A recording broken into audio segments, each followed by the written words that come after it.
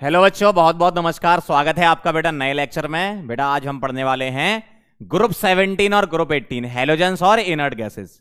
छोटी सी फैमिलीज हैं तो एक साथ कवर हो जाएंगी ये, ठीक है। चलो स्टार्ट करते हैं। सभी लोगों का वेलकम। पी ब्लॉग आज खत्म हो जाएगा हमारा, स्टार्ट करते हैं यहां से। तो पी ब्लॉग में सबसे पहले जो हम पढ़ रहे हैं वो क्या है, हैलोजेंस, ठीक है। तो हम किसके बारे में बात कर रहे हैं बेटा? सबसे पहले हैलोजेंस के बारे में बात कर रहे हैं, 17 ग्रुप के बारे में बात कर रहे हैं। ओके, चलो कहानी यहां से शुरू होती है। हैलोजन के मेंबर आप जानते ही हो। फिर कल बाहर आई आरती, ठीक है, लेकिन एटी हम यहां पर नहीं लेते, सिर्फ आयोडीन तक पढ़ते हैं ना। फिर कल बाहर आई आरती, इस तरीके से आपको याद है। अब देखो, इलेक्ट्रोनेगेटिविटी और ionise energy top to bottom क्या होते हैं बेटा? घटते हैं, कम होते हैं, डिक्रीज होते हैं। क्यों? Electronegativity top to bottom decrease होती है अकॉर्डिंग टू पॉलिंग स्केल, आप जानते हो। और आयोनाइज एनर्जी क्यों डिक्रीज होती है? न्यूक्लियस का आउटर मोस्ट इलेक्ट्रॉन से अट्रैक्शन वीक होता जाता है। बहुत बढ़िया। अगला देखो, साइज, एमपीबीपी और density top to bottom increase होते हैं। क्यों? सेल नंबर बढ़ते हैं तो साइज बढ़ता है, एटॉमिक वेट बढ़ता है तो एमपीबीपी बढ़ता है ना, और मास अपॉन वॉल्यूम बढ़ता है तो डेंसिटी बढ़ती है। याद रखना पड़ेगा आपको, है ना। अब इसमें एक्सेप्शन होता है इलेक्ट्रॉन एफिनिटी में, इसमें, है ना। तो क्या एक्सेप्शन है यहां पर? क्लोरीन का ज्यादा हो जाता है, फिर फ्लोरीन, फिर ब्रोमीन, फिर आयोडीन। ये पीरियड टेबल में भी हमने पढ़ा था। ऐसा क्यों होता है? Due to vacant D orbitals, due to vacant D orbitals, ठीक है, इसकी वजह से ऐसा होता है। क्लियर? अब कुछ इसकी डायटोमिक वाली प्रॉपर्टी है। जैसे हेलोजन जो है उसमें फ्लोरीन F2 के फॉर्म में एग्जिस्ट करता है, क्लोरीन Cl2, फिर Br2, फिर I2। इनके आपको कलर याद रखने पड़ेंगे। F2 होता है बेटा येलो, येलो गैस। Cl2 होती है ग्रीनिश येलो गैस। कलर याद रखना इनका ना, ग्रीनिश येलो गैस। F2 होता है बेटा रेडिश ब्राउन लिक्विड। क्या होता है? Reddish brown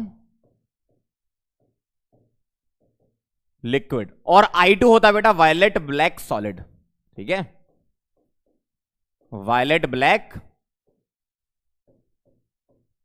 solid. तो आपको ये याद रखने कलर इसके। ऑक्सीडाइजिंग पावर की बात करें तो according to electrochemical series fluorine नीचे आता है, ठीक है, इसलिए उसकी ऑक्सीडाइजिंग पावर ज्यादा होती है। तो F2, फिर Cl2, फिर Br2 और फिर I2, top to bottom decreases. ये होता है। अगर बॉन्ड डिसोसिएशन एनर्जी की बात करें तो बेटा एक्सेप्शन होता है यहां पर, ध्यान से देखना। Cl2 की ज्यादा होती है, फिर Br2 की, फिर F2 की आ जाती है और फिर I2 की। अब यहां पर F2 पीछे क्यों आता है? इसका रीजन है due to lone pair repulsion, LP-LP repulsion. क्यों? फ्लोरीन का बेटा साइज कम है और तीन तीन लोन पेयर है, बहुत भयंकर रिपल्सन करेंगे, तो क्या होगा? आपको उस बॉन्ड को तोड़ना आसान है ना, F वाले बॉन्ड को, ठीक है, इस वजह से ऐसा होता है। तो लोन पेयर रिपल्सन की वजह से फ्लोरीन पीछे आ जाता है। रीजन याद रखना, ठीक, नोट कर लो इसको, फिर आगे बढ़ते हैं। लिख लो अच्छे से पॉज करके, ठीक है। चलो आगे बढ़ते हैं। रिएक्टिविटी टुवार्ड्स हाइड्रोजन की बात कर लेते हैं। तो आपको पता ही है हाइड्राइड हम बनाते हैं ना, तो फ्लोरीन का क्या बनेगा? HF, क्लोरीन का HCl, ब्रोमीन का HBr और आयोडीन का HI। टॉप टू बॉटम अगर बात करें बॉन्ड एनर्जी की, ठीक है, टॉप टू बॉटम बेटा बात किसकी कर रहे हैं हम? Bond energy. अब मुझे एक बात बताओ, बॉन्ड एनर्जी किस बात पे डिपेंड करती है? साइज डिफरेंस अगर ज्यादा तो बॉन्ड एनर्जी क्या होगी बेटा? कम होगी। तो साइज डिफरेंस ज्यादा हो रहा है, देखो हाइड्रोजन तो फिक्स है, साइज क्या हो रहा है? फ्लोरीन, क्लोरीन, ब्रोमीन, आयोडीन क्या हो रहा है? साइज बढ़ रहा है ना।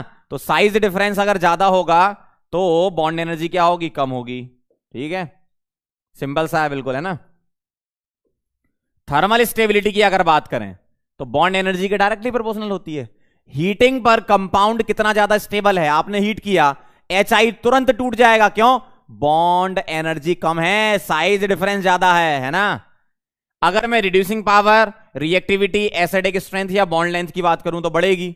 क्यों ऐसा होगा? अगर ये नेसेंट हाइड्रोजन रिलीज करेगा तो रिड्यूसिंग पावर बढ़ेगी, बॉन्ड आसानी से टूट जाएगा तो रिएक्टिविटी बढ़ेगी, H+ के फॉर्म में निकलेगा तो एसिडिक स्ट्रेंथ बढ़ेगी, आसानी से HI निकालेगा अपना H+, और बॉन्ड लेंथ भाई साइज डिफरेंस ज्यादा तो बॉन्ड लेंथ बढ़ेगी, ठीक है। तो इनक्रीजेस वाली प्रॉपर्टी हो गई। एक्सेप्शन बेटा यहां पर होता है boiling point and melting point में। तो अगर मैं अकॉर्डिंग टू NCERT लिखूं तो बॉइलिंग पॉइंट का जो ऑर्डर होता है बेटा वो ऐसा होता है, ठीक है, ध्यान से देखना। HCl, HBr, HI और सबसे ज्यादा किसका होता है? HF का। क्यों? ड्यू टू इसका रीजन क्या? Due to intermolecular hydrogen bonding, inter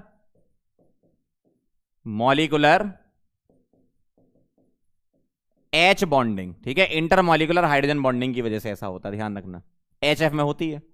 अगर मैं मेल्टिंग पॉइंट की बात करूं, मेल्टिंग पॉइंट, तो अकॉर्डिंग टू एनसीईआरटी बता रहा हूं मैं आपको ना, अकॉर्डिंग टू एनसीईआरटी, एनसीईआरटी के डेटा के अकॉर्डिंग मैं लिख रहा हूं मेल्टिंग पॉइंट ऐसा होता है। ठीक है, लेकिन कुछ स्टैंडर्ड बुक्स में HF का सबसे ज्यादा दिया हुआ है, एनसीईआरटी के अकॉर्डिंग ये है। ठीक है, ध्यान रखना आप। हो सकता है मैंने केमिकल बॉन्डिंग में आपको HF ज्यादा लिखाया हो, वो स्टैंडर्ड बुक के हिसाब से बताया है। मैंने जब एनसीईआरटी में इसका डेटा देखा तो डेटा के अकॉर्डिंग HF कम होता है, HI का ज्यादा होता है। ठीक है, तो हम अकॉर्डिंग टू एनसीईआरटी ही फाइनल मान के चलेंगे, क्योंकि अगर मान लो कभी क्वेश्चन आया तो एनसीईआरटी पर ही आपको जाना पड़ेगा, है ना। तो अकॉर्डिंग टू एनसीईआरटी डेटा के अकॉर्डिंग यह आंसर होता है, ध्यान रखना इसका। ठीक है, आगे बढ़े, नोट कर लो इसको। मतलब कुछ स्टैंडर्ड बुक मानती हैं कि भैया HF का ज्यादा होगा क्योंकि हाइड्रोजन बॉन्डिंग हो रही है, क्रिस्टल स्टेबल हो रहा होगा, है ना, लेकिन हम एनसीईआरटी पे चलेंगे। चलें आगे। अगला बेटा रिएक्टिविटी टुवार्ड्स मेटल।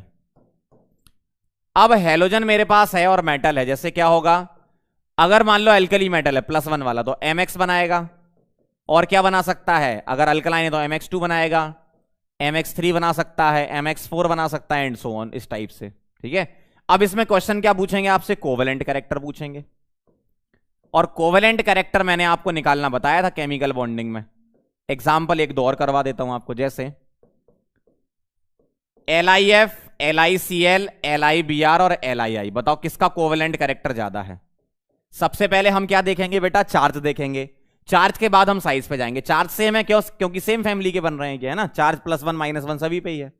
अब यहां देखो एनायन का साइज बढ़ रहा है तो कोवेलेंट कैरेक्टर बढ़ेगा, एनायन का साइज बढ़ रहा है, आयोडाइड सबसे बड़ा एनायन है। ठीक है, इसी तरीके से मान लो ऐसा लिखा है NaF, ठीक है, KF, CSF, मान लो ये लिखा है, बताओ चार्ज सेम है, एनायन सेम है, कैटायन से चलना पड़ेगा। कैटायन छोटा तो बहुत अच्छा कोवेलेंट कैरेक्टर दिखाता है, तो कैटायन का साइज बढ़ता है तो कोवेलेंट कैरेक्टर कम होता है। अगर मान लो डिफरेंट फैमिली में बात करूं मैं, MX3 ये सबसे ज्यादा, क्यों, चार्ज से करना पड़ेगा, फिर MX2 और फिर MX। अगर चार्ज डिफरेंट आ रहा है तो चार्ज से ही आंसर करते हैं, चार्ज डोमिनेट्स ओवर साइज, ध्यान रखना। ठीक है, तो इस तरीके से हम कोवेलेंट कैरेक्टर ये हम कर चुके केमिकल बॉन्डिंग में। चलें आगे, नोट कर लो इसको।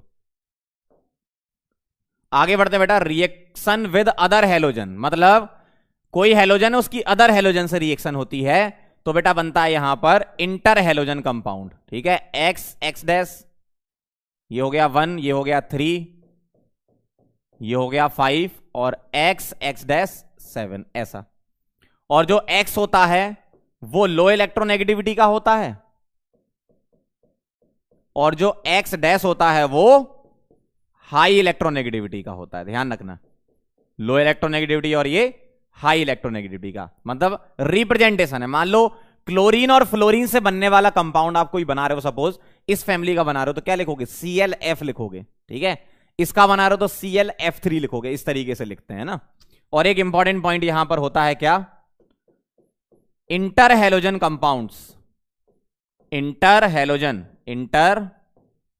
हैलोजन कंपाउंड्स, बेटा ध्यान से सुनना, interhalogen compounds are more reactive,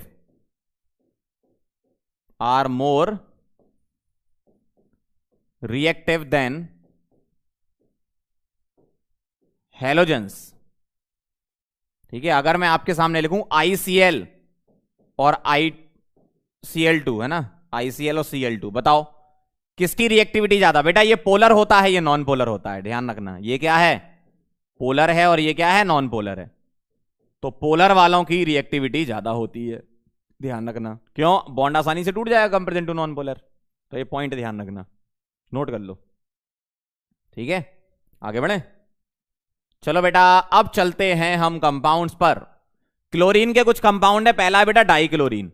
method of preparation देख रहे हैं, पहला फ्रॉम पायरोलुसाइड। पायरोलुसाइड क्या होता है बेटा, MnO2, MnO2 का नाम है पायरोलुसाइड। क्या होता है इसमें, MnO2 की HCl के साथ रिएक्शन होती, तो ये बनाता है MnCl2 प्लस क्लोरीन वाटर, ऐसा, ये याद रखना पड़ेगा आपको, है ना।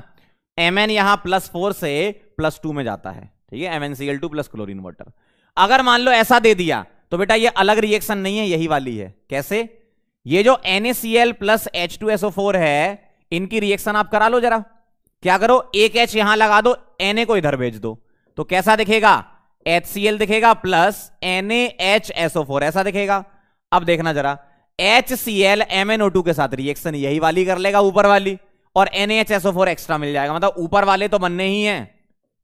ठीक है, MnCl2 प्लस क्लोरीन वाटर तो बनना ही है, MnCl2 प्लस क्लोरीन वाटर तो बनना ही है। साथ में क्या आ जाएगा एडिशनल बेटा? NaHSO4 और आ जाएगा, देखो NaHSO4 और आ जाएगा। भाई NaCl था प्लस H2SO4 था, Na हटा के H ले आओ, HCl बन गया। HCl की MnO2 के साथ रिएक्शन कराई रखी है ऊपर आपने। बहुत बढ़िया।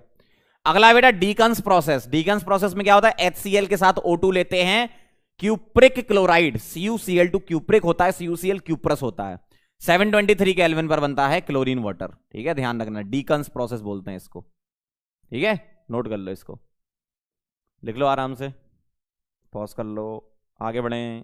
ओके, अगला बेटा इलेक्ट्रोलिसिस ऑफ मॉल्टन NaCl। आप इलेक्ट्रोकेमिस्ट्री में पढ़ चुके हो ये चीजें। NaCl मॉल्टन है या फ्यूज्ड लिखा हो, क्या फ्यूज लिखा हो या फिर मॉल्टन लिखा हो, पानी नहीं है।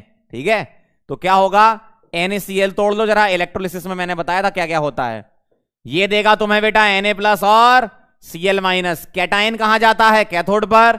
एनायन कहां जाता है? एनोड पर। ध्यान देना जरा, एट कैथोड कौन जाएगा? कैटायन जाएगा। Na प्लस क्या लेगा? इलेक्ट्रॉन लेगा, क्या बनेगा? Na solid. तो sodium metal deposited on cathode, और एट एनोड क्या होने वाला है? एट एनोड Cl माइनस क्या करेगा? हाफ Cl2 बनाएगा, प्लस इलेक्ट्रॉन निकालेगा। यही इलेक्ट्रॉन तो यहां जाता है कैथोड पर, है ना। तो Cl2 इवॉल्व्ड एट एनोड। ध्यान रखना, सोडियम मेटल डिपॉजिट होता है कहां पर? कैथोड पर, और Cl2 गैस कहां निकलती है? एनोड पर। यह क्वेश्चन आपसे पूछा जा सकता है। ठीक है, नोट करें इसको, इलेक्ट्रोलिसिस को। ठीक, आगे बढ़ रहा हूं। आगे बढ़ते हैं बेटा, कुछ रिएक्शन है क्लोरीन की। ठीक है, क्लोरीन की ही रिएक्शन आपको ध्यान रखनी है। कई सारी रिएक्शन देखो, बहुत सारी तो आपको पहले से ही पता है। देखो जरा, अगर Cl2 की रिएक्शन Na से कराओ, क्या बात है, NaCl बनता है। ठीक है, अब इसमें क्या ही बताऊं, बहुत सिंपल है। Fe की Cl2 से डिपेंड करता है अमाउंट पर। ठीक है, अगर एक्सेस में कराऊंगा तो FeCl2, अदरवाइज FeCl3 बनेगा एक्सेस में, और अगर एक्सेस नहीं लेते तो FeCl2 बनेगा। तो डिपेंड करता है, मैंने यहां एक्सेस वाला लिख दिया FeCl3। मीथेन की रिएक्शन Cl2 के साथ अगर मोनोक्लोरिनेशन कराओगे तो CH3Cl, लेकिन फर्दर क्लोरिनेशन भी हो सकता है, डाई ट्राई टेट्रा क्लोरिनेशन तक जा सकता है मामला। अल्कीन पर Cl2 का एडिशन, याद करो एंटी एडिशन कराया करते थे पाई बॉन्ड ब्रेक करके। ऑर्गेनिक की रिएक्शन है ये तो, है ना। ऐसा दिखेगा, सिंपल है बिल्कुल। एल्यूमिनियम की क्लोरीन के साथ क्या बनेगा? AlCl3 बनेगा। फॉस्फोरस की क्लोरीन के साथ डिपेंड करता है अमाउंट पर, मैं एक्सेस में लेके चल रहा हूं, PCl5, अदरवाइज PCl3 भी बन सकता है। एसिड के साथ क्लोरीन की रिएक्शन ये बनाता है बेटा H2Cl2। ठीक है, H2Cl2। H2 के साथ क्लोरीन की रिएक्शन ये बनाता है बेटा HCl। C10H16, ये स्पेशल रिएक्शन है इसकी। C10H16 की क्लोरीन के साथ होती तो बेटा ये कार्बन निकाल देता है, प्लस क्या बनता है? HCl। ये H2S को बेटा सल्फर में ऑक्सीडाइज कर देता है और खुद रिड्यूस हो जाता है HCl में। भाई क्लोरीन जो है सल्फर को ऑक्सीडाइज कर देगा, खुद रिड्यूस हो जाएगा HCl में, ऐसा। तो ये सिंपल रिएक्शन है, कोई ज्यादा खास नहीं है। ये रिएक्शन थोड़ी इंपॉर्टेंट है इसकी। FeSO4 के साथ Cl2 की रिएक्शन कराते तो ये ऑक्सीडाइज कर देता है इसको, Fe2SO4 होल थ्राइस बन जाएगा। ठीक है, यहां बन जाएगा Fe2SO4 होल थ्राइस बन जाएगा। ठीक है, और क्लोरीन अपने आप को कहां ले जाएगा? HCl में ले जाएगा। इस तरीके से रिएक्शन होती है इसकी, है ना। SO2 वाटर के साथ रिएक्शन करोगे तो H2SO4 बनेगा, भाई ऑक्सीडाइज कर देगा इसको H2SO4 में SO2 को, और खुद रिड्यूस हो जाएगा HCl में। ठीक है, क्लोरीन रिड्यूस HCl में ही होगा, क्यों? क्लोरीन जीरो है, कहां जाएगा ज्यादा से ज्यादा? -1 पे तो जाएगा, है ना। Na2SO3 से बनेगा बेटा Na2SO4, ऑक्सीडाइज कर देगा इसको और खुद रिड्यूस हो जाएगा HCl में। सिंपल सी कहानी है। I2 प्लस वाटर, इससे क्या होगा? I2 को बेटा 0 से, ध्यान से देखना जरा, है ना, I2 को 0 से ऑक्सीडाइज कर देगा किसमें? HiO3 में, और खुद रिड्यूस हो जाएगा कहां पर? HCl में। खुद का तो रिडक्शन HCl में कराना है इसका। क्लोरीन की बेटा COH का ब्लीचिंग पाउडर बनेगा, यहां क्या बनेगा? Bleaching powder.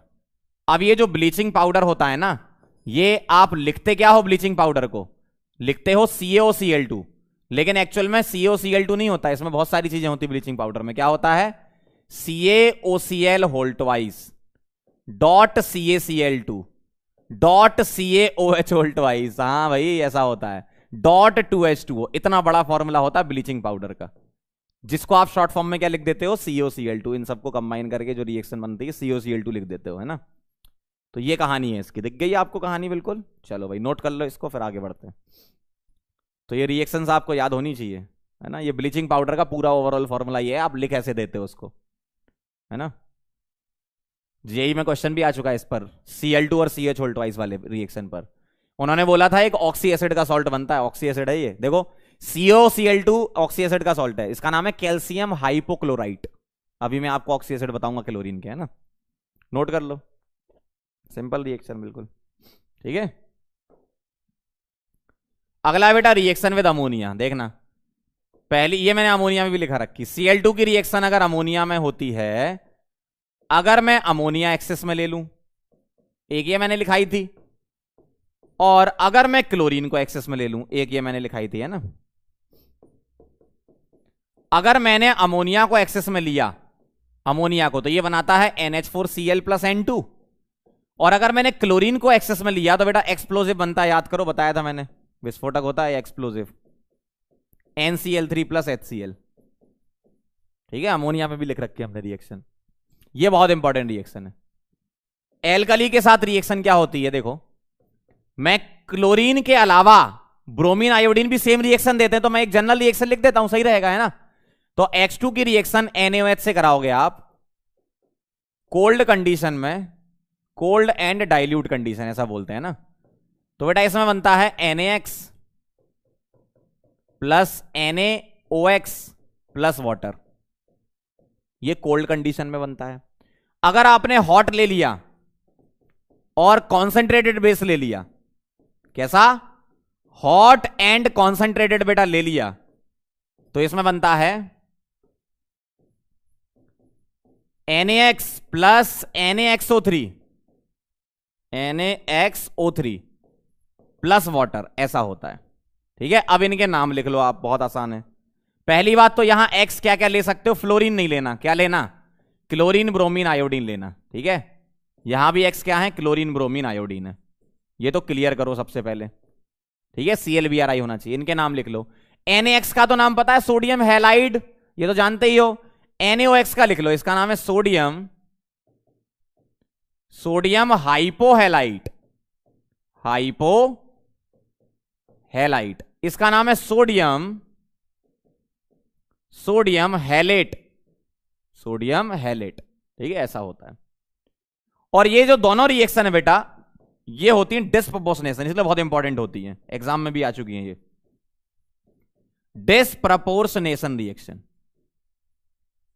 क्या होती है, डिस्प्रपोर्शनेशन रिएक्शन होती है। चेक कर लो जरा आप कैसे। यहां बेटा हेलोजन 0, यहां हेलोजन -1 और यहां पर हेलोजन +1 आएगा, NaOX है ना, +1 आएगा, सॉल्व करके निकाल सकते हो। ये 0, ये -1 और यहां +5 आएगा, देखो। तो बेटा 0 से -1 रिडक्शन और उसी एलिमेंट का ऑक्सीडेशन, तो क्या बोलोगे इसको, डिस्प्रपोर्शनेशन ही तो बोलोगे। ये देखो 0 से -1 रिडक्शन, 0 से +5 ऑक्सीडेशन, क्या बोलोगे, डिस्प्रपोर्शनेशन, है ना। तो ये कहानी है इसकी, समझ गया कहानी, नोट कर लो, बहुत इंपॉर्टेंट रिएक्शन है ये वाली। चलें आगे, ओके सर। अगला है बेटा ब्लीचिंग प्रॉपर्टी। जो क्लोरीन होता है ना, क्लोरीन की ऑक्सीडेटिव ब्लीचिंग होती है, मैंने आपको बताया था कौन कौन सी याद रखनी है, SO2 की रिडक्टिव और क्लोरीन की, और H2O2 की ऑक्सीडेटिव, है ना। तो ब्लीचिंग प्रॉपर्टी की बात करें तो क्लोरीन क्या करता है, इन प्रेजेंस ऑफ मॉइस्चर ये देता है आपको HCl प्लस HOCl, और ये जो HOCl है ये ब्रेक होकर आपको HCl प्लस नेसेंट ऑक्सीजन देता है, जिससे ब्लीचिंग होती है। तो जो कलर्ड मैटर होते हैं, कौन से कलर्ड मैटर होते हैं, कलर्ड मैटर, इसको क्या कर देता है, कलरलेस। ठीक है, कलरलेस मैटर में। और ब्लीचिंग क्या है, ये ऑक्सीडेटिव। तो किस टाइप की ब्लीचिंग बोलोगे आप, पहले तो बोलोगे ऑक्सीडेटिव ब्लीचिंग और परमानेंट बोलोगे, ऑक्सीडेटिव एंड परमानेंट ब्लीचिंग। ठीक है,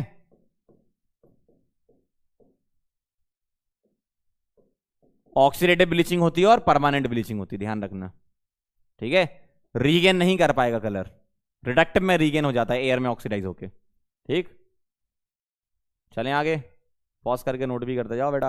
हाँ, अगला है बेटा HCl, next compound HCl, chlorine खत्म हो गया, HCl सिंपल रिएक्शन है, अब ये तो सब पता ही है आपको। देखो NaCl प्लस H2SO4, बेटा एक H निकाल के इसको दे दो, Na यहां लगा दो तो HCl बन गया, और Na यहां लगा दो एक H हटा के तो NaHSO4 बन गया, सिंपल है।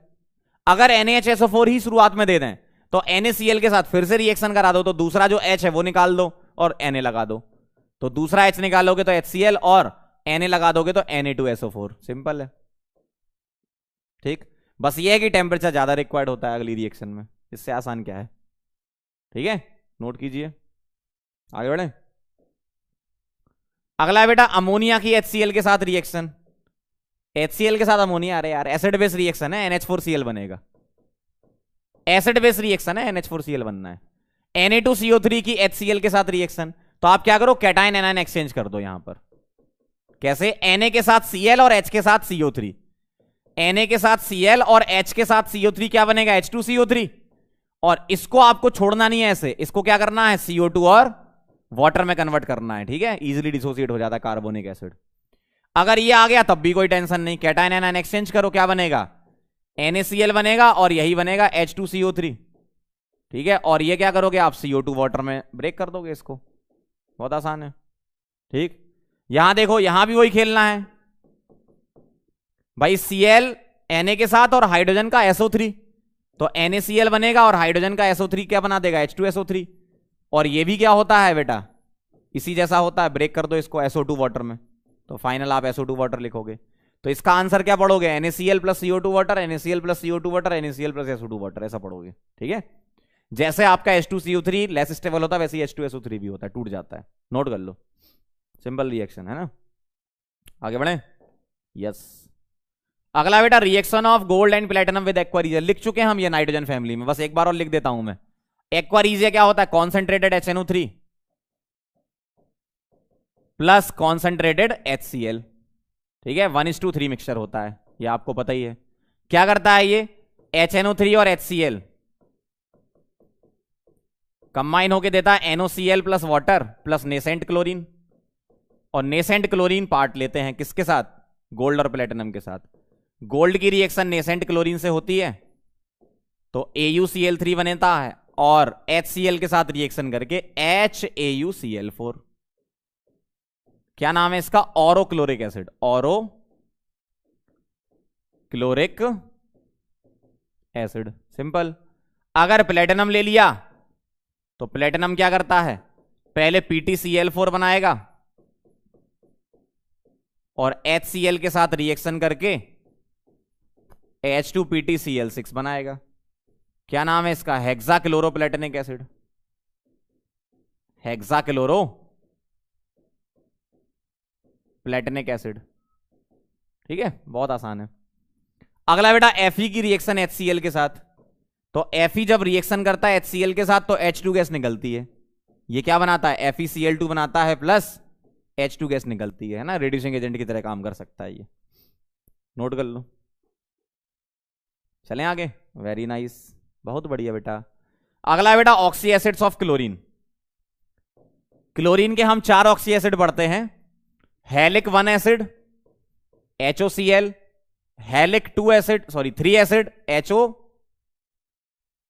HOCl हो गया, HClO2 ऐसा लिख लो, या ऐसे लिख लो HClO HClO2, इस तरीके से अच्छा लगेगा, HClO HClO2 HClO3 और HClO4, ऐसा होता है।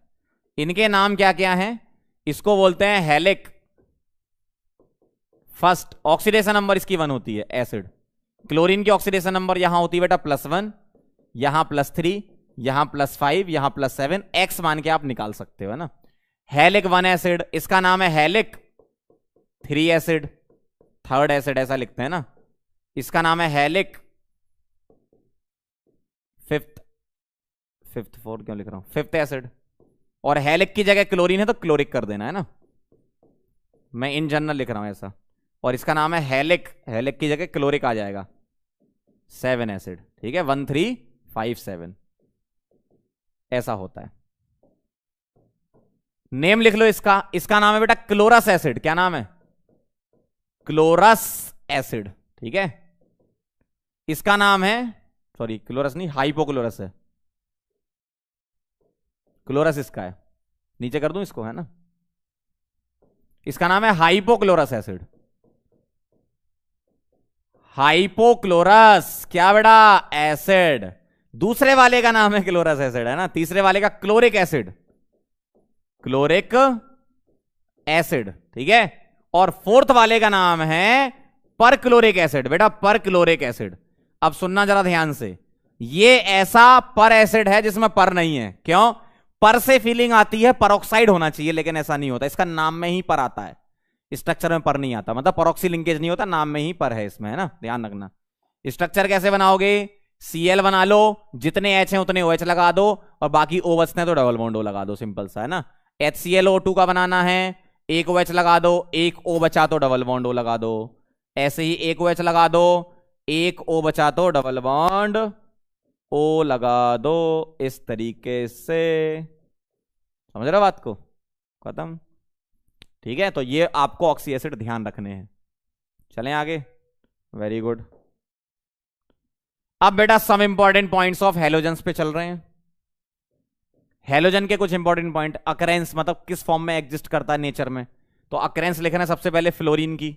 ठीक है, पहला फ्लोरीन, इसमें फर्स्ट है फ्लोरअपटाइट, फ्लोरअपटाइट, अपटाइट्स होते हैं ना, फ्लोरअपटाइट क्या होता है?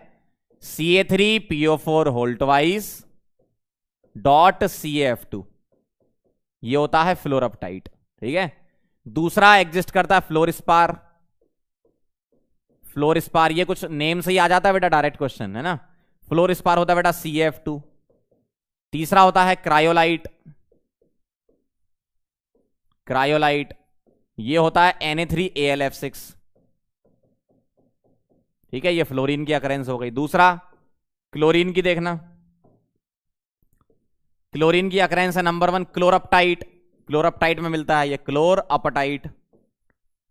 फॉर्मूला आप लिख सकते हो क्या? Ca3PO4 whole twice dot CaCl2। देखो यहां फ्लोरीन आया, यहां क्लोरीन आया। ठीक है, क्लोरअपटाइट बोलते हैं इसको।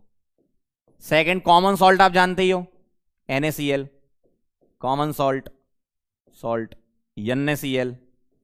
ठीक है, और तीसरा कार्नेलाइट,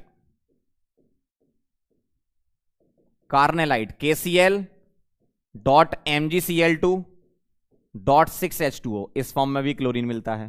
ठीक, ब्रोमीन होता है बेटा सी वाटर में, तीसरे नंबर पे ब्रोमीन का लिख रहे हैं, किसमें होता है ये? सी वाटर में। कैसे प्रेजेंट होता है? As bromide ion, Br-। Last है आयोडीन, ये होता है बेटा NaNO3 प्लस NaIO3, इस फॉर्म में मिलता है। इसको बोलते हैं कलीचे, कैलिश बोलते हैं ना, कलीचे बोलते हैं इसको अपन, कैलिश। NaNO3 और NaIO3, है ना, तो इस फॉर्म में रहता है। समंदर की काई जो बोलते हैं ना, काई, उसमें होता है आयोडीन, और समंदर के पानी में होता है ब्रोमीन। ठीक है, ऐसा है। तो ये अकरेंस है इसकी, नोट कर लो आप। ओके, चलें आगे, very good. Non metal displacement reaction, बेटा ध्यान देना, यहां पर गौर फरमाइएगा। Non metal displacement electrochemical series के अकॉर्डिंग चलेंगे। अगर मैं इलेक्ट्रोकेमिकल सीरीज के अकॉर्डिंग लिखूं तो आयोडीन, फिर ब्रोमीन, फिर क्लोरीन, और फिर फ्लोरीन, और top to bottom standard reduction potential बढ़ रहा है। ठीक है, top to bottom E0R standard reduction potential increases. ठीक है, मैंने इलेक्ट्रोकेमिकल सीरीज ऐसे लिखी है कि E0R क्या हो रहा है? बढ़ रहा है। तो अब सुनना जरा ध्यान से, मेटल में क्या होता था? ऊपर वाला मेटल नीचे वाले के सॉल्ट से उसको डिस्प्लेस कर देता है, लेकिन नॉन मेटल में उल्टा होता है, नीचे वाला ऊपर वाले के सॉल्ट से उसको डिस्प्लेस करता है। क्या रिएक्शन बनेंगी? देखो ध्यान से देखना। F2 की रिएक्शन अगर मैं लिखूं आपसे KCl के साथ, ठीक है, KBr के साथ, KI के साथ, तो नीचे वाला ऊपर वाले के सॉल्ट से उसको डिस्प्लेस कर देगा, मतलब ये सारी रिएक्शन होंगी। ठीक है, यहां क्या बनेगा? क्लोरीन प्लस HF बनेगा, ठीक है, HF नहीं KF, H कहां से आ गया, क्लोरीन प्लस KF बनेगा, देखो डिस्प्लेस करना है ना आपको। यहां क्या बनेगा, ब्रोमीन प्लस KF तो बनना ही है, यहां क्या बनेगा, आयोडीन प्लस KF तो बनना ही है, ऐसा। अब ध्यान से देखना जरा, और रिएक्शन लिख रहा हूं मैं, सारा सीख के जाओ यहां से।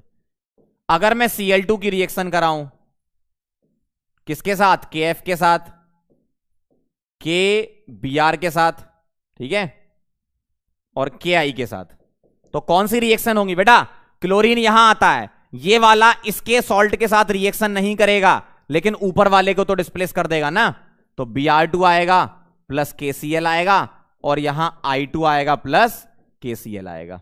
अब देखना जरा, ब्रोमीन की रिएक्शन लिख रहा हूं मैं। अगर मैं Br2 की लिखूं किसके साथ, KF के साथ, KCl के साथ और KI के साथ, तो बेटा ये दोनों रिएक्शन नहीं होनी। क्यों, ब्रोमीन ऊपर वाले के सॉल्ट को डिस्प्लेस करेगा ना, नीचे वाले के नहीं करता है ना, नॉन मेटल मोल्टा होता है, इसको डिस्प्लेस करेगा तो क्या बनेगा, I2 प्लस KBr बनेगा। ठीक है, एक लास्ट और बचा, आयोडीन का देख लो जरा। अगर I2 की रिएक्शन में लिखूं किसके साथ, KF के साथ, KCl के साथ, KBr के साथ, और इसकी एक इंपॉर्टेंट रिएक्शन होती KI के साथ, तो ध्यान से देखना जरा, ये और ये नहीं होंगी। क्यों, आयोडीन बेटा सबसे ऊपर आता है, वो नीचे वाले को डिस्प्लेस थोड़ी करेगा, लेकिन KI के साथ I2 की रिएक्शन हो जाती है, कौन सी, एसिड बेस रिएक्शन, जिसमें आयोडाइड आयन बेटा लुईस बेस की तरह काम करता है और I2 लुईस एसिड की तरह क्या बनाता है, ये KI3। ध्यान रखना, ये काम करता है लुईस बेस की तरह और I2 लुईस एसिड की तरह काम करता है, KI3 बनता है इसमें। ठीक है, चलें आगे, नोट कर लो इसको फिर। तो ये नॉन मेटल डिस्प्लेसमेंट रिएक्शंस हो गई आपकी। अगला बेटा F2 की रिएक्शन अल्कली के साथ, जैसे हमने Cl2Br2 I2 की पढ़ी थी, F2 की भी होती है। क्या होती है, ध्यान से देखना। अगर कोल्ड डाइल्यूट हो रहा है, क्या हो रहा है, कोल्ड डाइल्यूट हो रहा है, तो बनेगा NaF, ठीक है, प्लस OF2 प्लस वाटर। ठीक है, वाटर नहीं बनेगा, वाटर बनेगा क्या, बनना चाहिए, एक मिनट को वहां देख लेते हैं, क्रॉस चेक कर लेते हैं एक बार। वहां बनाया था क्या अपन ने क्लोरीन में, यस बनाया था, हाँ वाटर बनेगा। ठीक है, अगर मैंने हॉट ले लिया, ध्यान से सुनना, यहां NaF plus OF2 plus water बना, अगर मैंने हॉट ले लिया तो OF2 टूट जाएगा। देखो कोल्ड एंड डाइल्यूट में ये बना, मान लो इसको आपने कॉन्सेंट्रेटेड कर दिया और इसको हीट कर दिया, तो OF2 टूटेगा किसमें, O2 प्लस F2 में, और F2 फर्दर रिएक्शन में यूज हो गया, क्या मिल जाएगा आपको, O2। तो यहां मिलेगा आपको हॉट एंड कॉन्सेंट्रेटेड में NaF प्लस, इसको तोड़ लो, O2 F2 देगा, F2 तो यूज हो गया, O2 बना जाएगा, ये बस ऐसा होता है। और ये डिस्प्रोपोर्शनेशन रिएक्शन नहीं है, ध्यान से देखो। फ्लोरीन क्या है बेटा, फ्लोरीन देखो जरा, फ्लोरीन क्या है, जीरो से कहां जा रहा है, -1, और यहां भी -1। फ्लोरीन की ऑक्सीडेशन नंबर -1 होती है कंपाउंड्स में, है ना, और 0 भी हो सकती है। डिस्प्रोपोर्शनेशन के लिए 3 डिफरेंट ऑक्सीडेशन नंबर होना चाहिए ना, तभी तो आप बोलते हो किसी एलिमेंट का ऑक्सीडेशन और उसी का रिडक्शन, मतलब 3 डिफरेंट ऑक्सीडेशन स्टेट होंगी तभी डिस्प्रोपोर्शनेशन होगा। फ्लोरीन की 2 ऑक्सीडेशन स्टेट होती है, एक 0 और एक -1। ठीक है, तो इसलिए यहां डिस्प्रोपोर्शनेशन नहीं है, ध्यान रखना, नो डिस्प्रोपोर्शनेशन। जबकि क्लोरीन, ब्रोमीन और आयोडीन ये तीनों डिस्प्रोपोर्शनेशन करते हैं, पीछे लिखा था है ना। Reaction of F2 and Cl2 with H2O, ठीक है, Cl2 प्लस वाटर तो आप जानते हो, अभी पीछे अपन ने ब्लीचिंग वाली प्रॉपर्टी में लिखा है, HCl प्लस HOCl बनता है उसमें, है ना। अगर ये आ गया तो ये बनाता है HF plus O2 plus O3। बेटा यहां दोनों गैसेस निकलती हैं, ओजोन भी निकलती है और डाइऑक्सीजन भी, तो F2 प्लस वाटर ये बनाता है, ये डायरेक्ट याद रखने वाली रिएक्शन है ना, तो ये बनाता है। ये क्या करता है, HOCl पे रुक जाता है, ठीक, तो HCl प्लस HOCl, यहां HF plus O2 plus O3 बनता है, ध्यान रखना, ये बहुत इंपॉर्टेंट रिएक्शन है। आगे बढ़े, चलो भाई, reaction of ammonia with NaOCl, ठीक है, इसमें बेटा क्या बनता है, अमोनिया की रिएक्शन होती है तो क्लोरीन वाटर बनता है इसमें, और हाइड्राजीन बनता है। बेटा ये हाइड्राजीन की मेथड ऑफ प्रिपरेशन भी बोल सकते हो, NH2NH2, ठीक है। सोडियम हाइपोक्लोराइड के साथ रिएक्शन कराते हो अमोनिया की, तो क्लोरीन वाटर के अलावा हाइड्राजीन बनता है, ठीक। अगला है Cl2 की हाइड्रोजन परऑक्साइड के साथ, तो ये रिएक्शन याद करने का तरीका बताता हूं। क्या ट्रिक है इसमें, HCl निकाल दो सिंपल बस, ठीक है, HCl निकाल दो तो O2 प्लस HCl बन जाएगा, 2 मोल बनेगा, खैर मोल वगैरह हम लिख नहीं रहे। अगला बेटा एक्सेस HF की SiO2 के साथ, तो ये क्या करता है, अगर ये एक्सेस में है तो ये H2SiF6 बना देगा, इसका नाम क्या है? हेक्साफ्लोरोसिलिसिक एसिड। हेक्साफ्लोरोसिलिसिक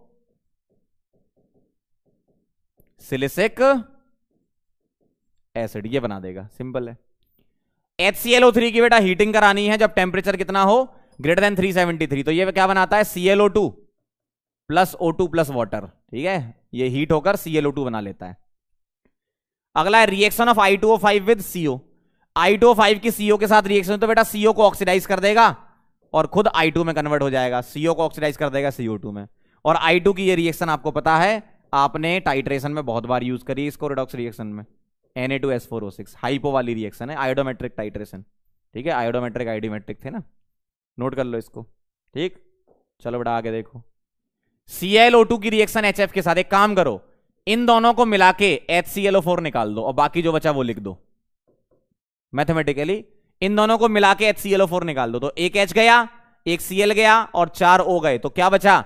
एक Cl बचा, 2 O बचे और F बचा, मतलब ClO2 प्लस और F माइनस, ऐसा बन जाएगा। इस तरीके से याद रख सकते हो बेटा। ब्रोमीन का अगर प्यूरिफिकेशन कराना है तो इंप्योर ब्रोमीन को Na2CO3 के साथ रिएक्शन करा दो और फिर H2SO4 से आप क्या बना लो? प्योर ब्रोमीन बना लो। कैसे होता देखो, आपने ब्रोमीन की NaOH के साथ रिएक्शन तो लिख रखी है ना बेटा, हेलोजन की NaOH के साथ क्या बना था? NaX बना था, तो NaBr बनाना है। और क्या बनाया था आपने? NaXO3 बनाया था ना, याद करो, NaXO3 बनाया था। ये आपकी कौन सी वाली है? हॉट एंड कॉन्सेंट्रेटेड वाली है, ठीक है, तो NaBrO3 बना दोगे। अब आपने यहां पर क्या किया? NaOH ना लेके Na2CO3 दिया, तो यहां पर CO2 और बन जाएगा, CO2 वाटर, बस ये एडिशनल बन जाएगा। मतलब NaOH वाली रिएक्शन से ये दो उठाओ और Na2CO3 है तो CO2 वाटर बना देना, ठीक है। अब ये जो NaBr है ये ब्रोमाइड आयन में कन्वर्ट हो गया, इंप्यूरिटीज सारी दूर हो गई। अब ब्रोमाइड आयन से आप H2SO4 से इसकी रिएक्शन कराओगे तो प्योर ब्रोमीन आपको मिल जाएगा, ठीक है। ये होती रिएक्शन। आगे बढ़ते बेटा, कुछ स्ट्रक्चर वाइज क्वेश्चन भी होते हैं इंपॉर्टेंट, ठीक है। Ki3 में जैसे आपसे पूछ लेंगे, बताओ इसमें कितने टाइप के बॉन्ड प्रेजेंट है, कोवलेंट, कोऑर्डिनेट, हाइड्रोजन, कौन से वाले हैं, ठीक है। तो आपको स्ट्रक्चर पता होगा तो कर लोगे। कैसे? K प्लस I3 माइनस ऐसे होता है, और I3 माइनस कैसा होगा? I माइनस कोऑर्डिनेट I2, मतलब इसमें कोवलेंट बॉन्ड होगा और कोऑर्डिनेट बॉन्ड होगा, ध्यान रखना। अगला बेटा I4O9, ये कैसे एग्जिस्ट करता है? ये एग्जिस्ट करता है I3 plus 3 times IO3 minus, ऐसा, ठीक है। अब आपसे IO3 माइनस में अलग से हाइब्रिडाइजेशन वगैरह पूछ सकते हैं, तो वो आप कर लेना। कैसे? वैलेंस इलेक्ट्रॉन, सॉरी, हाँ, आयोडीन का वैलेंस इलेक्ट्रॉन 7 है, नेगेटिव लगा, 8 हो गए, 8 में से 6 गए, 2 इलेक्ट्रॉन बचे और 3 ये हो गए, 2 इलेक्ट्रॉन का, 1 लोन पेयर और 3 ये, 4 सम हो गया sp3। ये आपको निकालना आता है, बताया था ना मैंने आपको केमिकल बॉन्डिंग में, 8 माइनस 6, 2 इलेक्ट्रॉन का, 1 lone pair, 3 bond pair, 3 sigma 1 lone pair, sum 4 sp3, ऐसा, ठीक है, आपको आता है निकालना। अगला देखो I2O4, ये एग्जिस्ट करता है बेटा IO प्लस और IO3 माइनस में, ऐसा, ठीक है, IO प्लस और IO3 माइनस में हो गया I2O4। IO3 माइनस का ऊपर लिखा hybridisation sp3, trigonal pyramidal shape, geometry tetrahedral, structure tetrahedral, ठीक है, नोट कर लो, फिर आगे बढ़े। लिख लिया? चलो अगला बेटा KHF2, ये मैंने आपको केमिकल बॉन्डिंग बताया था, इकलौता ऐसा कंपाउंड है जिसका हाइड्रोजन बॉन्ड कोवलेंट बॉन्ड के बराबर स्ट्रेंथ रखता है ना। तो ये होता है K plus F minus HF, और ये क्या करता है बेटा? यहां पर हाइड्रोजन बॉन्डिंग करता है ये, है ना। तो इसमें 3 टाइप के बॉन्ड होते हैं, आयनिक, कोवलेंट और हाइड्रोजन, ठीक। अगर मैं इसके लिए बॉन्ड लेंथ x और बॉन्ड लेंथ y रखूं, तो बॉन्ड लेंथ क्या होगा? x is equal to Y, bond energy भी यही होगी, x is equal to Y. 3 type के बॉन्ड प्रेजेंट है, आयनिक, हाइड्रोजन और कोवेलेंट, ठीक। बेटा CsBr3 कैसे एग्जिस्ट करता है? आपसे अगर पूछा जाए CsBr3, तो ये होता है CS प्लस, और Br3 होता है बेटा Br माइनस और Br2, ये 3 स्पीसीज में होती हैं, CS प्लस, Br माइनस और Br2, ठीक, ध्यान रखना। जबकि यहां CsI3 में होता है CS प्लस और I3 माइनस, क्योंकि I3 माइनस स्टेबल होता है आपका, याद करो, है ना, लुईस एसिड बेस रिएक्शन हो जाती है। तो ये इस फॉर्म में एग्जिस्ट करता है और ये इस फॉर्म में एग्जिस्ट करता है। अगला डाइमर ऑफ ICl3, ये भी मैंने केमिकल बॉन्डिंग में बताया था, 3 सेंटर्ड 4 इलेक्ट्रॉन वाला, है ना। ये होता है डाइमर क्या? I2Cl6, ठीक है। इसका डाइमर क्या होता है बेटा? I2 Cl6 कैसा होगा? I 1 2 3 4 5 और 6 ऐसा होता है ये, ठीक है। और यहां पर होते हैं बेटा लोन पेयर, और ये ऐसा डाइमर है जिसके सारे एटम प्लेन में होते हैं, ध्यान रखना है ना, पूरा प्लेन में होता है ये स्ट्रक्चर। और ये क्लोरीन कोऑर्डिनेट करते हैं इलेक्ट्रॉन पेयर, ठीक है। ये इधर से बना रहा हूं, ये कोऑर्डिनेट करते हैं, ठीक है, तभी तो डाइमर बनाता है ये। Acidic strength, thermal stability and oxidising power of oxyacid of chlorine, ध्यान रखना। देखो acidic strength and thermal stability का ऑर्डर बेटा सेम होता है, HClO4 का ज्यादा, फिर HClO3, फिर HClO2 और लास्ट में आता है HClO, ठीक है। दिख रहा है आपको? इतना कट गया थोड़ा सा, इसको यहां खींच के ले आते हैं।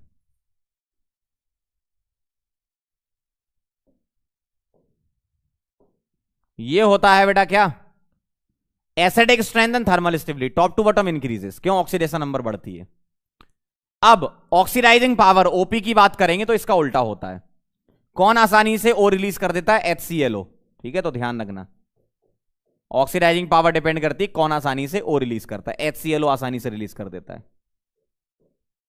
HClO4, HClO3, HClO2 आएगा यहां, है ना,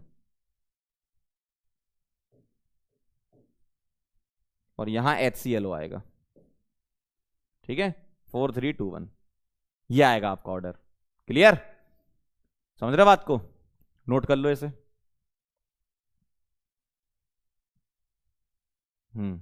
चलें आगे,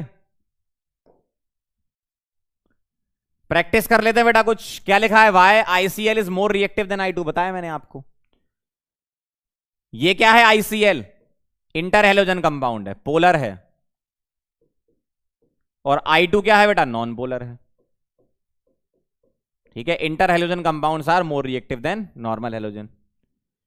राइट द प्रोडक्ट फॉर्म, इसमें प्रोडक्ट बताना। देखना एक्स और एक्स डैश में मुझे बताओ, यहां मैं डेल्टा प्लस और यहां डेल्टा माइनस लिख सकता हूं, क्यों? मैंने आपको बताया था इंटर हेलोजन कंपाउंड में लेस इलेक्ट्रोनेगेटिव को पहले लिखते हैं और मोर इलेक्ट्रोनेगेटिव को बाद में लिखते हैं। और वाटर क्या देता है बेटा? H प्लस और OH माइनस देता है।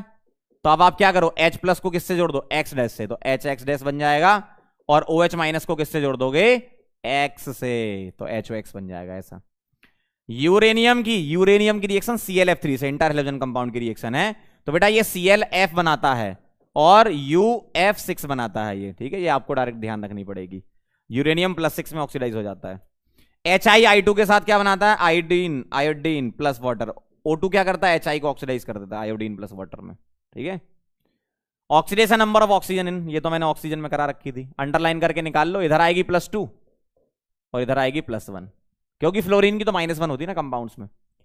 Unpaired electron is present in which orbital in ClO2? देखो जरा, ClO2 की अगर मैं बात करूं तो अंडरलाइन कर लो पहले तो, इधर Cl अंडरलाइन किया, 7 माइनस 2 ऑक्सीजन है, 4 इलेक्ट्रॉन शेयर करेगा, 3 इलेक्ट्रॉन बचेंगे, और 3 इलेक्ट्रॉन क्या करेगा? 2 इलेक्ट्रॉन प्लस 1 इलेक्ट्रॉन में स्प्लिट कर लो, 2 इलेक्ट्रॉन प्लस 1 इलेक्ट्रॉन में स्प्लिट कर लो, और 2 इलेक्ट्रॉन का मतलब 1 लोन पेयर, और 1 इलेक्ट्रॉन का मतलब 1 अनपेयर, ऐसा। और ये जो अनपेयर इलेक्ट्रॉन होता है ना बेटा, ये d ऑर्बिटल में होता है, ध्यान रखना। अनपेयर इलेक्ट्रॉन कहां होता है? d ऑर्बिटल में। किसमें? d ऑर्बिटल में होता है, ठीक है। क्लियर? 7 थे ना, 7 minus 4, 3 electron, 2 electron, 1 electron split हो गया। ओके, चलें आगे। अब चलते हैं बेटा इनर्ट गैसेस पर, ठीक है। हमने हेलोजन्स कवर कर लिया, अब हम चलेंगे इनर्ट गैसेस पर, ठीक है। ध्यान से देख लो एक बार।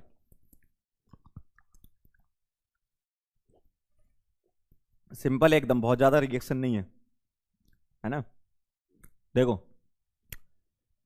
याद है आपको हेमा, नेहा और करीना जीती रहना, ठीक है। इलेक्ट्रोनेगेटिविटी और ionise energy top to bottom घटती हैं, कम होती हैं, बताया रीजन मैंने आपको, है ना। पॉलिंग स्केल के अकॉर्डिंग चलोगे तो इलेक्ट्रोनेगेटिविटी डिक्रीज होती है, और आयनाइज एनर्जी कैसे? न्यूक्लियस और आउटर मोस्ट इलेक्ट्रॉन के बीच में अट्रैक्शन क्या है? कम होता जाता है top to bottom. Size MPP density क्यों बढ़ती है? टॉप टू बॉटम आते हो, शेल नंबर बढ़ता है, साइज बढ़ता है, एटॉमिक बढ़ता है, बॉइलिंग पॉइंट, मेल्टिंग पॉइंट बढ़ते हैं, मास ऑफ वॉल्यूम बढ़ता है, डेंसिटी बढ़ती है, ठीक है। एक्सेप्शन है बेटा इसमें इलेक्ट्रॉन एफिनिटी। पहली बात तो ये है, कि डेल्टा एच ईजी जो होता है वो पॉजिटिव होता है, ठीक है। और इसमें भी अगर मैं अकॉर्डिंग टू एनसीईआरटी चलूं, अकॉर्डिंग टू एनसीईआरटी जो ऑर्डर उन्होंने लिखा है वो ये है, नियोन की कम, आर्गन और क्रिप्टन की बराबर, ठीक है। हेमा नेहा और करीना जीती रहना। हीलियम की बेटा सबसे ज्यादा होती है, एक्सपेरिमेंटल डेटा उसमें दे रखे हैं, उसके अकॉर्डिंग लिखा ऑर्डर, तो आपको याद रखना है ना। हीलियम बेटा सबसे आगे कर दो और आर्गन क्रिप्टन सेम कर दो और top to bottom affinity increases, ठीक है बेटा। First compound of noble gas क्या था? जिनॉन का एक कंपाउंड था XePtF6, ये बनाया गया था सबसे पहले, first compound of noble gas. इसका आइडिया कहां से आया? आइडिया आया बेटा O2 से। एक कंपाउंड था ऑक्सीजन का O2 का, O2PtF6, ठीक है। सिमिलर यही कंपाउंड बना, दोनों का कलर भी सेम आया, दोनों का कलर भी सेम आया, इसका भी रेड कलर होता है और इसका भी रेड कलर होता है। ऐसा क्यों आइडिया लगा? ये कंपाउंड एग्जिस्ट कर रहा था, तो साइंटिस्ट लोगों ने O2 की आयोनाइजेशन एनर्जी निकाली, तो O2 की आयोनाइजेशन एनर्जी नियरली 1167 किलोजूल पर मोल, ठीक है, के आसपास होती है, ठीक है। 1167 किलोजूल पर मोल के आसपास होती है आयोनाइजेशन एनर्जी O2 की, और यही आयोनाइजेशन एनर्जी इसकी भी होती है नियरली, है ना। जिनॉन की जो फर्स्ट आयोनाइजेशन एनर्जी है वो O2 के फर्स्ट आयोनाइजेशन एनर्जी के नियरली इक्वल होती है, 1170 होती है शायद, है ना, मतलब नियरली इक्वल होती है, आप तो ये समझ लो। तो इन दोनों की आयोनाइजेशन एनर्जी नियरली, डेटा याद नहीं करना, ठीक है, नियरली इक्वल होती है। इसका मतलब ये एग्जिस्ट करता है तो ये भी करना चाहिए, तो साइंटिस्ट लोगों ने बनाया और बन गया, ठीक है। तो रेड कलर का कंपाउंड बना, इसका भी कलर रेड था, ये भी, है ना। तो इससे आइडिया लगा कि ये एग्जिस्ट करेगा, और कर भी गया जब बनाया तो, है ना। ये कहानी है। और कंपाउंड क्या बने उसके बाद? जैसे ये तो हो गया जिनॉन का, ठीक है। इसके बाद जिनॉन के बहुत सारे कंपाउंड बनाए गए, बहुत सारे कंपाउंड, बहुत ही सारे, छोटे मोटे नहीं, बहुत कंपाउंड बनाए गए जिनॉन के, है ना। तो जिनॉन के मैक्सिमम कंपाउंड एग्जिस्ट करते हैं, लेकिन इसके अलावा और कौन से कंपाउंड होते हैं, और कौन से नोबल गैस होते हैं जिनके कंपाउंड होते हैं? KrF2 और RnF2। ये बहुत ही ट्रेसेस में मिलते हैं, बहुत ही स्मॉल अमाउंट में मिलते हैं ये, है ना। तो ये ध्यान रखना, नोबल गैस के और नोबल गैस के कौन से कंपाउंड है ना। Compounds of other noble gases ये एग्जिस्ट करते हैं ना, compounds of other noble gases,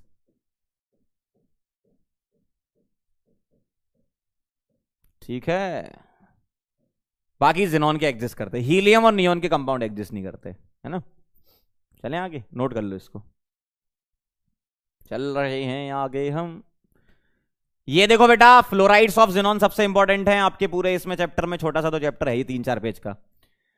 देखो, अगर आपको फ्लोराइड बनाने हैं, जिनॉन एक्सेस में ले लो, F2 के साथ रिएक्शन करा लो, ये कंडीशन ध्यान रखना, 400 डिग्री सेंटीग्रेड एक बार, इस पर बनता है बेटा XeF2। अगर 600 डिग्री सेंटीग्रेड और 7 बार टेम्परेचर ले लिया, ठीक है, और 1:5 का मिक्सचर ले लिया, तो XeF4 बनेगा, ऐसा होगा। और अगर 300 डिग्री और 60 से 70 बार प्रेशर ले लिया और 1:20 मिक्सचर ले लिया, तो XeF6 बनेगा, ऐसा होता है। तो ध्यान रखना, XeF2, XeF4 और XeF6 एग्जिस्ट करते हैं ये, है ना, नोट कर लो। आगे बढ़े, ओके। हाइड्रोलिसिस कराना है इसका, ठीक है। XeF2 का हाइड्रोलिसिस कराओगे तो बनेगा Xe + O2 + HF, जिनॉन +2 से रिड्यूस हो जाता है 0 में, ठीक है। Xe + O2 + HF ऐसा होता है। अगर XeF4 लिया तो Xe + O2 + HF प्लस एक और बनता है बेटा XeO3 जो कि एक्सप्लोसिव होता है, ठीक है, ध्यान रखना। और ये रिएक्शन इंपॉर्टेंट हो जाती है, क्यों? ये रिएक्शन है बेटा डिसप्रपोर्शनेशन रिएक्शन, डिसप्रपोर्शनेशन रिएक्शन। +4 0 +6, देखो 4 से 0 रिडक्शन, 4 से 6 ऑक्सीडेशन, डिसप्रपोर्शनेशन है, तो इंपॉर्टेंट है ये। अगली रिएक्शन बेटा वाटर के नंबर पे डिपेंड करता है, कितना वाटर ले रहे हो आप, ठीक है।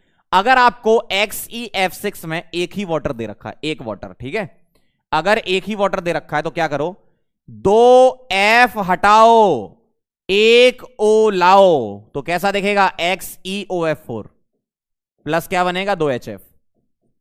2 F हटाने पर एक ऑक्सीजन लगा सकते हो, फिर से बोल रहा हूं, 2 F हटाने पर एक ऑक्सीजन लगा सकते हो, है ना। तो 2 F हटाए, एक ऑक्सीजन आया। और बताओ, मान लो एक बार और पानी ले आए, फिर से पानी ले आए, तो क्या होगा? अगेन 2 F हटाओगे, 1 O ले आओगे, तो क्या बनेगा XeO2F2 ऐसा बनेगा। ठीक, फिर एक पानी ले आए, फिर एक पानी ले आए तो 2 F फिर से हट सकते हैं और फाइनली एक O और आ जाएगा तो XeO3 बन जाएगा।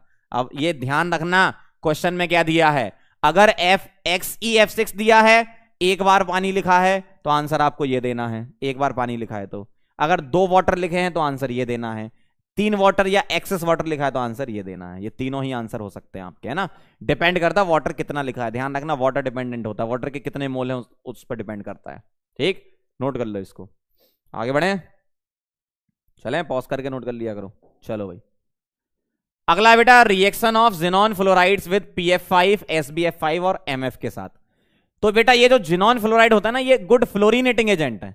फ्लोरिनेटिंग एजेंट का मतलब क्या होता है, फ्लोरीन दे देते हैं इजीली, है ना।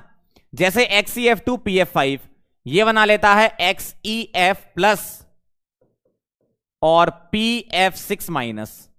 तो इसने क्या किया, अपना एक फ्लोराइड आयन इसको दे दिया, ये रख लेगा due to vacant D orbital. इसमें भी सिमिलर ऐसे ही होगा, XeF6 सॉरी 4 था ना, XeF4 था तो एक F निकल गया, XeF3+ और क्या बन गया SbF6 नेगेटिव। इसने एक फ्लोरीन ले लिया। लेकिन अगर मेटल फ्लोराइड है एल्कली मेटल के अलावा, एल्कली मेटल में लिथियम के अलावा कोई भी है, ठीक है, यहां पर M क्या होता है, all alkali metals, all alkali metals accept बेटा क्या, लिथियम। लिथियम को छोड़ के बाकी कोई भी हो सकता है। तो ये इसको पूरा एडिशन कर देता है, इसका मतलब ये F- देने लगता है। क्यों, क्योंकि आयनिक हो गया वो, है ना। MF क्या हो गया, आयनिक। तो ये बना लेगा MXeF7 नेगेटिव, M+ और XeF7 नेगेटिव, ये बना लेगा। अब यहां पर लिथियम इसलिए नहीं लेते, क्यों, क्योंकि लिथियम बेटा छोटे साइज का होता है कैटायन, और एनायन देखो कितना बड़ा हो गया। Xe पर 7 फ्लोरीन है, XeF7 नेगेटिव है, तो यहां जो M है ना वो लिथियम के अलावा कोई भी ले लो, लिथियम नहीं चलेगा, लिथियम नहीं चलेगा। क्यों, लिथियम छोटा है। स्मॉल कैटायन लार्ज एनायन को कैसे स्टेबलाइज करेगा, नहीं करेगा ना। लार्ज कैटायन लार्ज एनायन को स्टेबलाइज करता है, स्मॉल कैटायन स्मॉल एनायन को स्टेबलाइज करता है। तो कहां से स्टेबिलिटी हम मानते हैं, Na से लेकर आगे तक स्टेबलाइज करेगा, लिथियम से नहीं मानते, है ना। तो ये कहानी है, नोट कर लो इसको। ओके, चलो आगे बढ़े। अगला है बेटा reaction of XeF4 with O2F2। कुछ इंपॉर्टेंट पॉइंट्स हम लिख रहे हैं इसके, ठीक है। आपको नोवल गैसेस पे किस पे फोकस करना है, ज़ेनॉन के फ्लोराइड्स पर। और कुछ इंपॉर्टेंट पॉइंट्स देखो, reaction of XeF4 with O2F2, कुछ नहीं करना, कुछ नहीं करना। आप क्या करो, दोनों F इसको दे दो और O2 निकाल दो, तो क्या आ जाएगा XeF6 + O2, सिंपल। दोनों F इसे दे दो, सिंपल सा है। Helium and neon do not form clathrates, ये मैंने बता रखा है आपको, ठीक। क्यों नहीं बनाते, due to small size. Small size होता है तो जो क्लेथरेट होते हैं वो कहां पर होते हैं, आइस में होता है ना।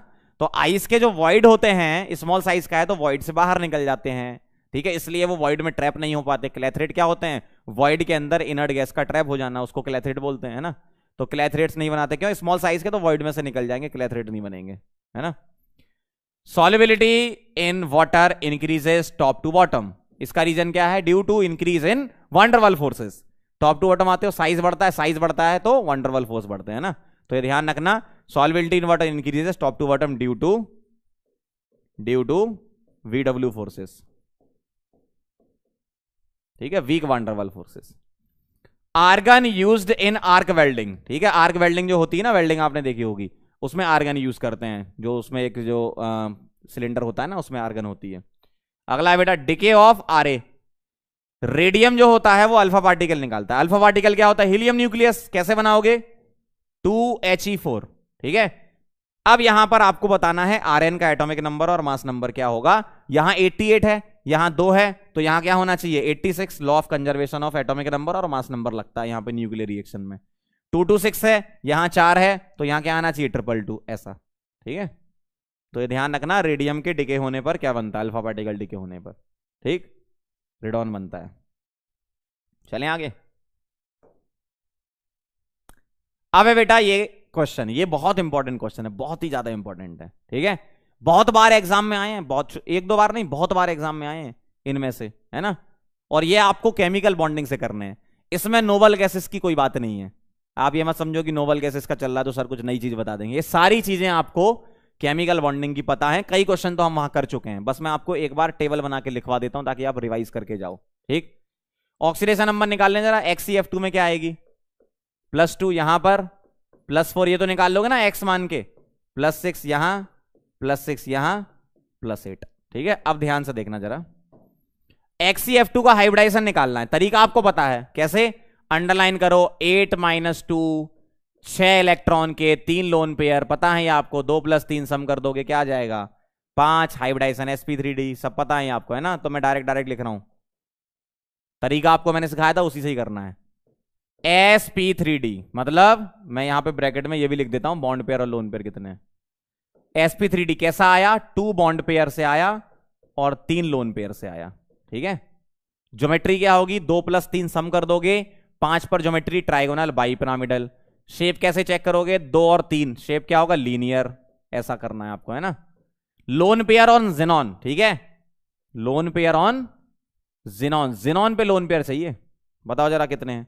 ये जो निकालते हो ध्यान से सुनना, ये जो निकालते हो ना, ये सेंट्रल एटम के लोन पेयर होते हैं, मतलब जिनॉन के कितने, 3। ठीक, टोटल लोन पेयर बताओ, टोटल। एक बार बेटा क्वेश्चन आया था सेंट्रल एटम का बताओ, और एक बार क्वेश्चन आया था टोटल बताओ, तो ध्यान रखना टोटल कैसे निकालोगे, फ्लोरीन के भी तो काउंट करोगे, 3 और 3 6, एक फ्लोरीन पे 3, 2 फ्लोरीन पे 6 भी तो काउंट करना है, 6 + 3 कितने हो गए 9, ऐसे करना है। ठीक है, इसी तरीके से लिखते जा रहा हूं मैं आगे की कहानी। देखो यहां आएगा बेटा sp3d2, कैसे आएगा, 4 बॉन्ड पेयर + 2 लोन पेयर, सही है, 2 लोन पेयर आएंगे, 4 बॉन्ड पेयर आएंगे, 4 और 2 6, ज्योमेट्री क्या है ऑक्टाहीड्रल, ज्योमेट्री क्या है ऑक्टाहीड्रल, और 4 और 2 पर क्या होता है shape square planar, square planar. Lone pair बता दो, लोन पेयर कितने हैं, 2 जो लिखे हैं ना वो सेंट्रल एटम पर होते हैं 2, और टोटल कितने होंगे, 4 फ्लोरीन है, हर एक फ्लोरीन पे 3 3, 3 × 4 12 और 2 ये 14, 14 आ गया, ऐसे करना है। ठीक, करते जाओ आगे। अगला बताना, XeF6 है, sp3d3, 6 bond pair + 1 lone pair, सही ना, 1 लोन पेयर। ज्योमेट्री क्या आएगी इसकी, 6 और 1 7, ट्राइगोनल बाइपिरामिडल। ठीक है, 6 और 1 7 हो गया ना, ट्राइगोनल बाइपिरामिडल लिख सकते हो, ज्योमेट्री है ना। और शेप क्या आएगा, डिस्टॉर्टेड ऑक्टाहीड्रल, डिस्टॉर्टेड ऑक्टाहीड्रल। ठीक, हम लोग डिस्टॉर्टेड ऑक्टाहीड्रल इसकी ज्योमेट्री और शेप दोनों जगह भी लिख सकते हैं, क्यों, एक टीबीपी, सॉरी टीबीपी नहीं, पीवीपी आएगा, एक होगा आपका पीवीपी 6 और 1 7 पर, है ना। पेंटागोनल बाइपिरामिडल, है ना। तो ध्यान से सुनना, XeF6 पेंटागोनल बाइपिरामिडल भी स्ट्रक्चर एग्जिस्ट करता है और डिस्टॉर्टेड ऑक्टाहीड्रल भी करता है ना। तो ये ध्यान रखना, स्ट्रक्चर या ज्योमेट्री पीवीपी भी हो सकती है, डिस्टॉर्टेड ऑक्टाहीड्रल हो सकती है, मतलब XeF6 में शेप और ज्योमेट्री दोनों सेम हो सकती है विद लोन पेयर, ऐसा होता है। चलो बताओ, एक लोन पेयर है तो ये जिनॉन पर हो गया, 6 × 3 फ्लोरीन पर 3 होते हैं, 18 और 1 19, ऐसा। ये वाली बात समझे आप, जो ज्योमेट्री है ना इसकी XeF6 की, पीवीपी भी लिख सकते हो, और चलो लिख देता हूं, और डिस्टॉर्टेड ऑक्टाहीड्रल भी लिख सकते हो, डिस्टॉर्टेड ऑक्टाहीड्रल भी लिख सकते हो। ठीक,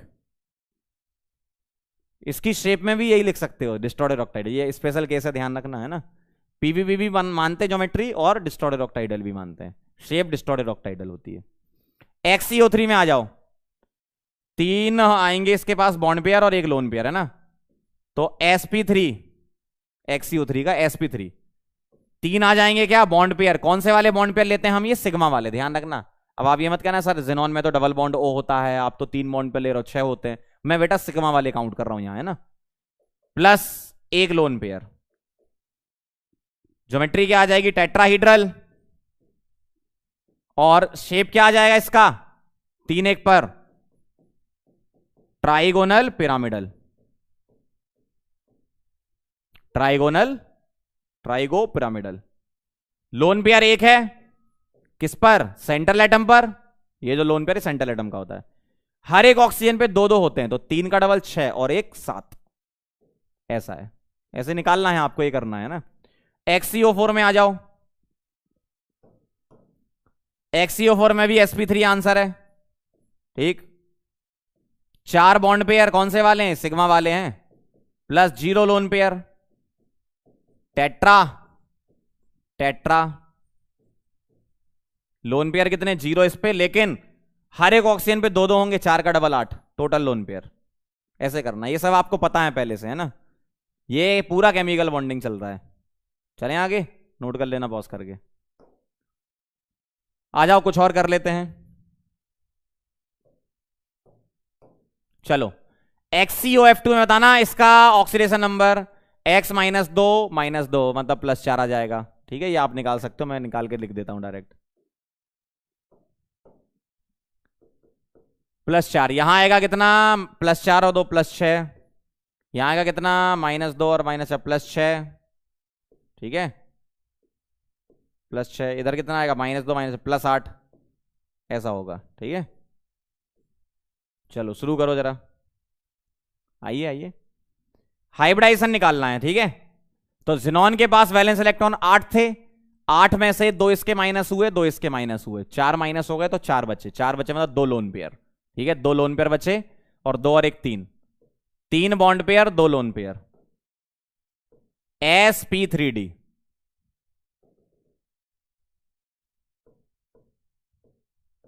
3 बॉन्ड पेयर और 2 लोन पेयर, और यहां जो मैं बॉन्ड पेयर लिखता हूं ना, वो सिग्मा वाले होते, ध्यान रखना है ना। तो एक बार फिर से क्रॉस चेक कर लेते हैं। 8 - 2 + 2, 8 - 4, 4 इलेक्ट्रॉन, 2 लोन पेयर और 2 और 1 3, 3 2 सही है बिल्कुल, ठीक है। क्लियर? 3 + 2 सम कर दो, क्या आएगा? ट्राइगोनल बाई पिरामिडल आएगा बेटा, टीवीपी, ट्राइगोनल बाई पिरामिडल। 3 + 2 सम करना है। 3 2 पर शेप क्या होता है बेटा? T shape. Lone pair xenon पे कितने होंगे? 2, टोटल कितने होंगे? 2 तो होगा ये, 2 इसके होंगे, और इस पर 3 होते हैं ना, 3 का डबल 6, और 2 इस पे होंगे 8, और 2 इस पर 10, 10 आएगा। काउंट कर लो एक बार, है ना। अगला XCO2F2, 2 और 2 4 तो हो गए बॉन्ड पेयर, ठीक है। और 2 का double 4 2 1 lone pair, 4 bond pair 1 lone pair आएगा, तो सम आ जाएगा sp3d। लेकिन कैसा? 4 बॉन्ड पेयर और 1 लोन पेयर आएगा यहां पर, ठीक है। 4 + 1 5, ज्योमेट्री ट्राइगोनल बाई पिरामिडल, और 4 और 1 पर शेप होगा सीसॉ। लोन पेयर बेटा 1 तो इसका हो गया, अब देखना 1 तो अलग हो गया, यहां 2 होंगे, 2 का डबल 4 और 3 का डबल 6, 6 और 4 10, 10 और 1 11, काउंट कर लेना। हर एक ऑक्सीजन पे 2 2, फ्लोरीन पे 3 3, है ना। XCOF4 पे आ जाना जरा। 8 - 4 और 2 6, 8 - 1 लोन पेयर आएगा, 5 1, 5 1 बनेगा इसमें। sp3d2, 5 bond pair 1 lone pair, ठीक है। 5 और 1 क्या आएगा? 5 और 1 सम कर दो 6, ऑक्टाहीड्रल, ठीक है। और 5 1 पर स्क्वायर पिरामिडल। लोन पेयर बेटा ये जो 1 है ये तो जिनॉन का हो गया, ठीक है। अब 3 इस पर होंगे, 4 × 3 12, 2 14 और 1 15, 15 काउंट कर सकते हो आप, है ना। XCOF6 और देखो, sp3d3, ठीक। 6 ये हैं, 1 7 बॉन्ड पेयर होंगे, 0 लोन पेयर होंगे, सारे शेयर हो जाएंगे जिनॉन के। पेंटागोनल बाई पिरामिडल, और लोन पेयर 0 है तो पेंटागोनल बाई पिरामिडल यहां आएगा। लोन पेयर 0 है, बाकी इस पे चेक कर लो। 3 × 6 18, 2 20, 18 और 2 इस पे होंगे 20, ऐसा, ठीक है। तो ये कहानी है आपकी पूरी, नोट कर लो, पॉज करो, नोट करो। चलो अब कुछ और रिएक्शन देखो। XCO3 की बेटा बेस के साथ, NaOH के साथ, किसकी? XCO3 की। तो क्या करो आप, इसको कंबाइन करके लिख दो, इसको कंबाइन करके मैथमेटिकली। कैसे लिखोगे मैथमेटिकली कंबाइन करके? NaHXeO4, NaHXeO4 ऐसे बना दोगे आप, देखो NaHXe और O4। अब आप इसको फर्दर मिलाओगे बेस में, ठीक है। ये तो हो गया आपका Na+ और HXeO4-। अगर आप इसको फर्दर बेस में मिलाते हो तो बेटा ये बना लेता है ये बना लेता है Na4XeO6, ठीक है, Na4XeO6 मतलब 4 Na प्लस और XeO6 4 नेगेटिव, ठीक है। इसको बोलते हैं अपन XeO6 4 नेगेटिव परजीनेट आयन। परजीनेट आयन जो होता है ना वो ऐसा आयन है जिसमें पर नहीं है, ऐसा पर आयन है जिसमें पर नहीं है। XeO6 4 नेगेटिव है, ठीक है। कैसा दिखता होगा ये Xe 1 2 3 4 5 6 ऐसा देखो, परजीनेट आयन है, इसमें कोई पेरोक्साइड लिंकेज नहीं है, ऐसा है ये, ठीक है। तो Na4XeO6 बनता है, ठीक, प्लस इसमें लिटिल अमाउंट ऑफ एक्सप्लोजिव भी बनता है XeO3, है ना। अगला पढ़ेंगे जरा, क्या कह रहे हैं, inert gases are least reactive due to, किस वजह से, 3 रीजन है, high ionise energy, fully filled configuration, ionise energy ज्यादा है, फुली फिल्ड कॉन्फिगरेशन है, और मोर पॉजिटिव डेल्टा एच है जिसकी वजह से इसकी रिएक्टिविटी सबसे कम होती है पूरे पी ब्लॉक में। अगला पॉइंट है inert gases can be separate by adsorption and desorption on charcoal. होता क्या है, इनर्ट गैस का अलग अलग क्रिटिकल टेम्परेचर होता है, अलग अलग क्रिटिकल टेम्परेचर होने पर अलग अलग टाइम पर लिक्विफेक्शन हो सकता है। जैसे मान लो मेरे पास चारकोल की सरफेस है, सॉलिड की सरफेस है, ठीक है, मेरे पास मैंने मान लिया हीलियम ले लिया और नियोन ले लिया, ठीक, हीलियम ले लिया और नियोन ले लिया, मुझे इन दोनों को सेपरेट करना है। हीलियम का क्रिटिकल टेम्परेचर कम होता है तो वो पहले लिक्विफाई हो जाएगा, सॉरी वो बाद में लिक्विफाई होगा, और नियोन का ज्यादा होता है वो पहले हो जाएगा। जितना ज्यादा टीसी उतना ज्यादा लिक्विफेक्शन, गैस स्टेट में आपने पढ़ा होगा।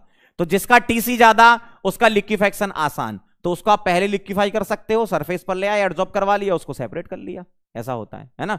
तो अलग अलग क्रिटिकल टेम्परेचर होने की वजह से ऐसा होता है, ठीक है। आगे बढ़े, प्रैक्टिस कर लो बेटा, कुछ कुछ प्रैक्टिस में क्या है, बस रीजन वाले क्वेश्चन है कुछ। Noble gases have very low boiling point, why, due to weak intermolecular forces, van der Waals forces होते हैं ना, वीक इंटरमोलिकुलर फोर्सेस क्या होते हैं, वीक वांडरवाल फोर्सेस होते हैं, वीक वांडरवाल्स फोर्सेस,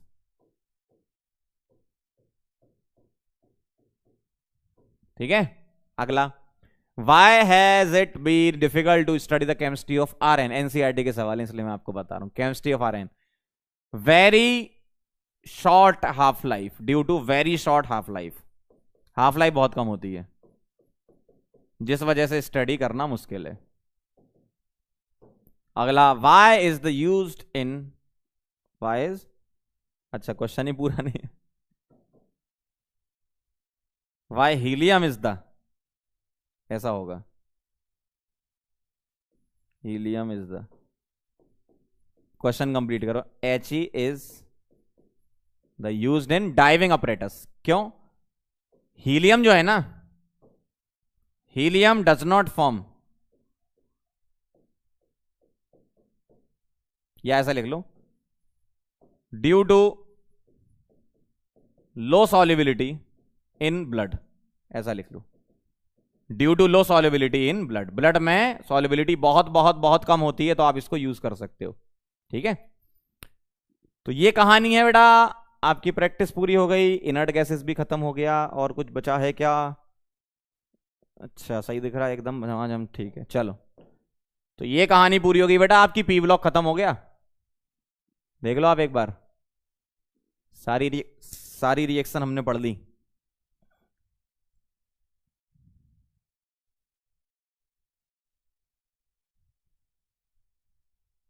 देखो सारी रिएक्शन हमने इसकी पढ़ ली है कंप्लीट, देखना जरा ध्यान से, यहां से मैंने आपका वेलकम किया था, ठीक है, एक एक करके बता देता हूं रिवीजन। फ्लोरीन की प्रॉपर्टीज, सॉरी हेलोजेंस की प्रॉपर्टीज वगैरह हमने सारी पढ़ ली, मोनो एटॉमिक वाली, डायटोमिक वाली, दोनों ध्यान रखना, दोनों इंपॉर्टेंट हैं।